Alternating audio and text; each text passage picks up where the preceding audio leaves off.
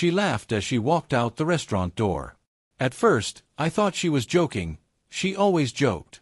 But as the minutes turned into hours, and the waiter kept refilling my water out of pity, I realized she wasn't coming back. That was 5 years ago. 5 years since the night my wife, Clara, left me sitting alone in a crowded restaurant, surrounded by murmured whispers and sympathetic stares. 5 years since she shattered something inside me that I've never quite repaired. And now, she's standing in front of me again. Older, thinner, her hair shorter but still the same chestnut brown I used to trace with my fingers while she slept. Her lips part, her eyes widening in disbelief as she looks over my shoulder. Because she's not staring at me. She's staring at the man standing behind me. But I'll get to that part. 5 years earlier, Clara and I had been married for 3 years. She was laughter and light, a free spirit who could walk into a room and somehow make the air shimmer. I was more grounded, steady, quiet. We balanced each other, or so I thought. That night, she suggested dinner at a new Italian restaurant downtown.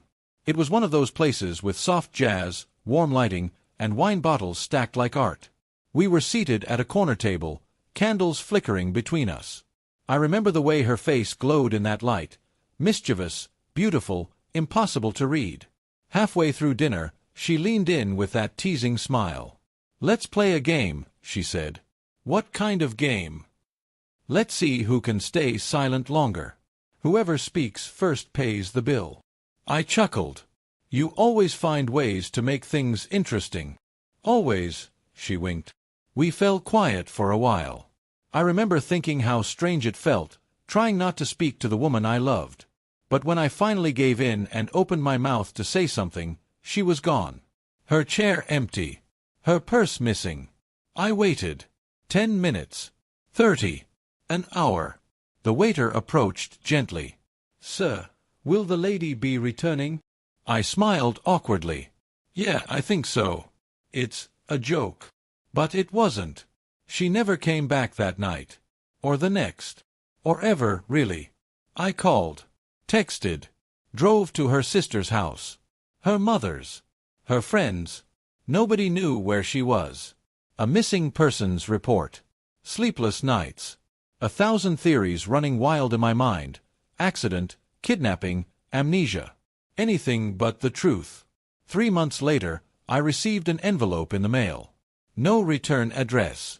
Inside was our wedding ring, hers, not mine, and a note that said only, "I'm sorry. Don't look for me." That was it. Something inside me died the day I read that note. Years passed like ghosts. I sold the house. Stopped wearing my ring.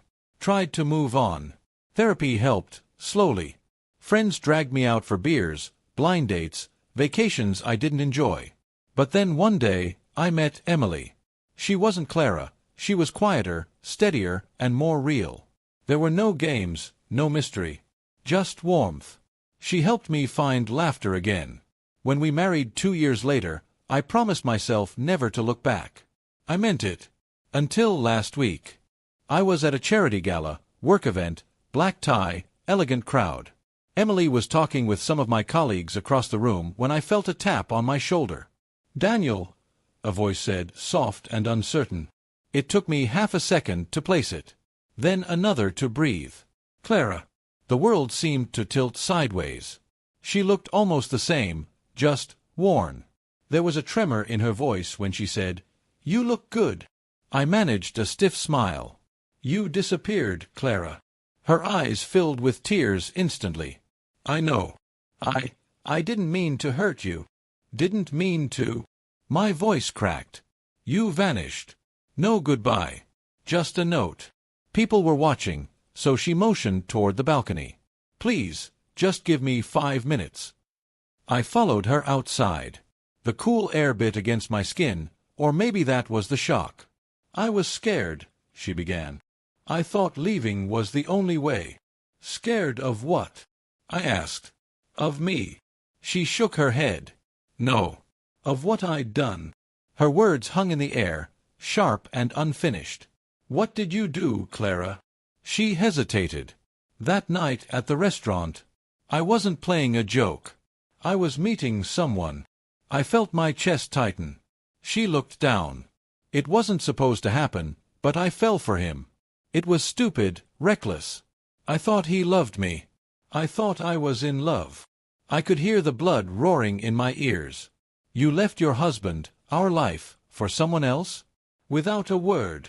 I was going to tell you, she said weakly. But when I saw you sitting there, waiting, looking so kind, I panicked. I couldn't face what I'd done. So I ran. She wiped her eyes. And when it all fell apart, when he left me, I couldn't bear to reach out. You didn't deserve that pain twice.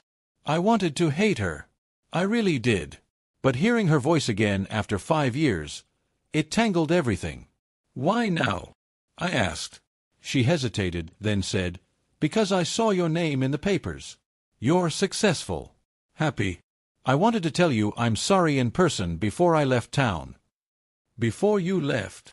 I'm moving abroad. Starting over. I stared at her, every word slicing deeper than the last. You already did that once, Clara.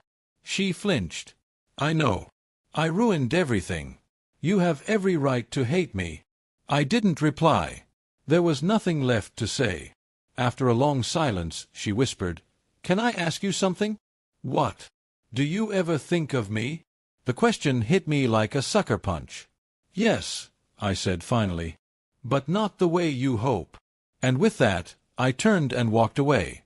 I thought that was the end. Until tonight. 5 years since the night she left me in that restaurant. 1 week since that balcony conversation. I was sitting in the same restaurant, renovated now, brighter, new owners. Emily and I were meeting friends for dinner. I almost didn't come. But fate has a twisted sense of humor. We were seated near the window, talking and laughing, when I noticed a familiar face across the room. Clara. Alone this time. No ring, no company. Just her and a glass of wine, staring out the window like she was waiting for someone who'd never come. Our eyes met briefly. I saw her stiffen, the color draining from her face. She started to stand, then froze completely. Because as she looked past me, behind me, her expression changed from shock to pure horror. I turned slightly. The man walking toward our table was tall, dark-haired, sharply dressed. One of my business partners, and, coincidentally, Emily's old friend. His name was Adam. But from the way Clara's lips trembled, from the whisper that escaped her mouth, "Oh God!"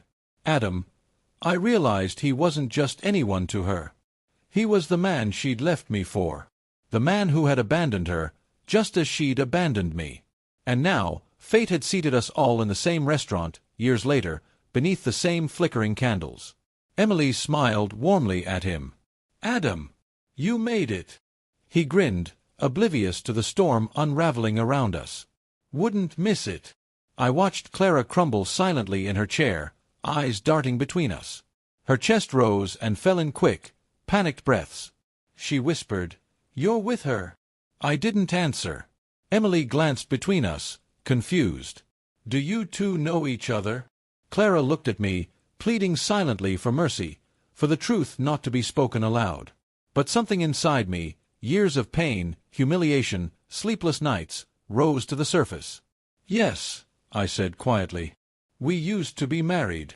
The table fell silent. Adam's smile vanished. Emily's face went pale. Clara looked like she might faint. Adam muttered, "Clara." Her voice broke. "You said you'd never tell him." Adam turned away, jaw clenched. "You promised you'd never contact me again." Emily's hand trembled against mine. "Daniel, what is this?" I took a deep breath. This is the woman who walked out on me 5 years ago. The woman who left me sitting alone in this very restaurant.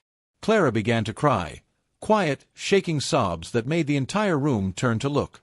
"I didn't know he was your friend," she choked out. I looked her in the eye. "You didn't care who you hurt then. Why should it matter now?"